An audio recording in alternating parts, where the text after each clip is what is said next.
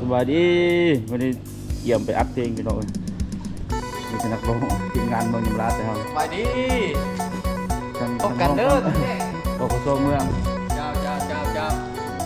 ผมเจอเด้อทางอาจารย์เด้อ เยี่ยมเพลงอย่างเนาะเจ้าเนี่ยเนาะเพลงอย่างเนาะ เสี่ยวตู ชื่อเพลงอย่าง ชื่อเพลงยาเสื้อคำสาลือ เกี่ยมปล่อยในไว้ในเกียรติดตามเด้อย่าเสื้อคำสาลือทั้งนักห้องคนนี้แหละ3เพลงโซนเลยนี่ อดตูนเพลงอดตูนแล้วก็เพลงให้บ่คอยยันเมีย แล้วการ ฝากคักสาวเขาบลู จะโต้นละเพลงนึงเนาะจะโต้นเนาะ ฝากคักสาวเขาบลูฝากติดตามหน่อยเด้อ ติดตามได้ ปล่อยไว้ๆนี้ แล้วจึงเอาเพลงโตๆไปให้เพื่อนเด็ก เจ้า จัดตะก้อนเอาเพลงนี้ตะก้อน เต็มที่เลยวันนี้เต็มที่เลย พบกันดูตะแค่จังหวะน้องเอ้ย บางจำตู้ผมมาพอกันเสียบอ้อนเนาะ บ่าวเสียงอ้อน เบาเสียบอ้อน เกี่ยวมณีเจ้าของคนนั้นเพลงฝากคักสาว ตามล่าฝันพี่น้องเอ้ยใจมักใจหักทั้ง ออกไปทีมงานเนาะทำงานอาจารย์สุพรที่มึงยุ่งแน่ เฮ็ดแนวใดกับ อา ใจ จารย์สุ มัน พรลูกพาเวียงแน่บ้าวเสียงคนตูนแน่ เฮ็ดแนวใดใจมันมักพี่น้องเอ้ยเนาะ ผมเป็นทีมงานพักพวงวันนี้ลงไปทำงานจัดใหญ่ ชาติหนึ่งชาติเดียวพี่น้องเฮ็ดเต็มที่เลย เออ อันใดมีความสุขเลยเฮ็ดกูมือเนี่ย ตายตายเขาเก็บตูนให้ก็เฮ็ดยังบ่ได้เนาะ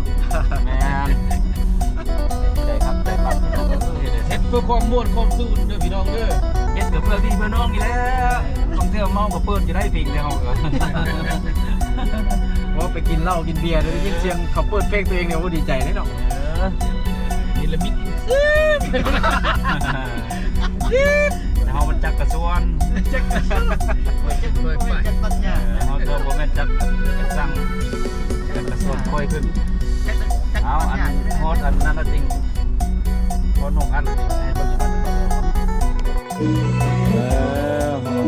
พอแล้ว พร้อมแล้ว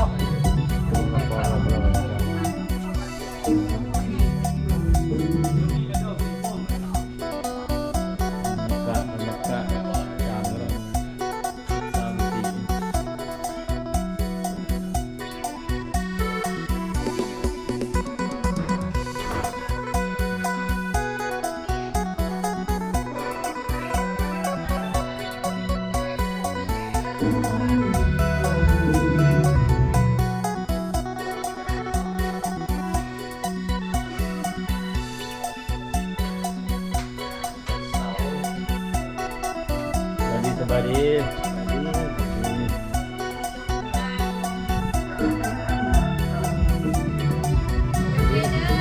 เต้นตอนเช้าพี่น้องแซ่บ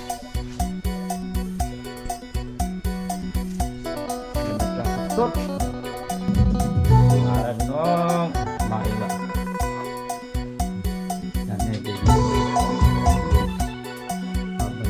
สบายดีพ่อแม่พี่น้อง ไปฝากติดตามเด้อเพลงคนตูนเนาะ ทางบนยันเสียงโอ้ยงเงาอยู่ทางลง